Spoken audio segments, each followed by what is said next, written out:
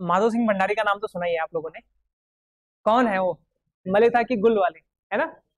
मलिथा की गुल वाले। इनके उपलक्ष्य में स्पेशल न्यूज क्या है कि परसों इगास हुई थी। इगास बग्वाल जानते ही हो। इगास बग्वाल दिवाली के 11 दिन बाद मनाई जाती है। उसके पीछे की कहानी क्या है?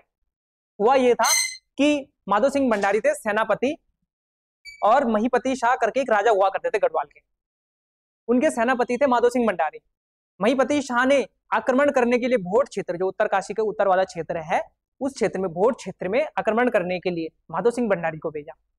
दिवाली का सीजन चल रहा था और माधो सिंह भंडारी जब घर से गए थे तो ये बोल के गए थे कि मैं दिवाली तक घर पहुंच जाऊंगा, अपने राजा को भी बोल के। तो राजा ने कहा कोई बात नहीं, जब तुम घर आओगे उसी के बाद हम दिवाली सेलिब्रेट करेंगे। दिवाली का समय आया, कार्तिक का महीना आया, लेकिन माधो सिंह भंडारी घर नहीं पहुंचे। लगभग ऐसा लग रहा था कि अब शायद महीपति शाह हारे गए होंगे। लेकिन माधो सिंह भंडारी लगभग 11 दिन बाद घर आ गए।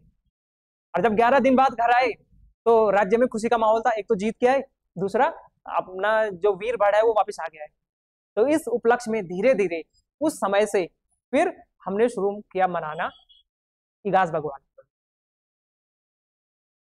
हाँ, एक कहानी वो प्रचलित होती है कि राम भगवान जी की कहानी, बल पहाड़ी क्षेत्र थोड़ा दूर है तो पोस्ट तो था नहीं, उस समय टेलीफोन था नहीं, तो लोगों को 11 दिन बाद सूचना मिली। हो सकता है एक रीजन वो भी हो, लेकिन एक ऐतिहासिक जो हमको वर्णन मिलता है वो माधो सिंह भंडारी से मिलता है।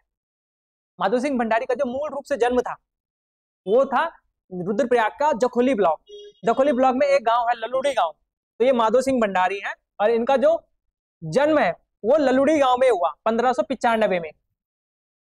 और फिर ये शिफ्ट हो गए मलेथा, जो टीरी वाला जोन है उस मलेथा में शिफ्ट होते हैं। और फिर इस कारण से इस बार की 4 नवंबर की जो बग्वाल है, इगास बग्वाल, ये ललुड़ी गांव में मनाई गई, तो इसलिए ये न्यूज में था। ठीक है, तो माधो सिंह भंडारी से जुड़ी हुई ये कहानी और ललुड़ी गांव का किस प्रकार से संबंध है कभी कभी पूछ लेगा, और संपूर्ण गढ़वाल में किस प्रकार से उसके बाद इगास बग्वाल मनाई गई।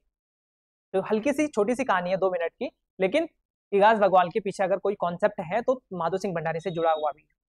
ठीक है, तो आज की क्लास को यहीं पे एंड करते हैं।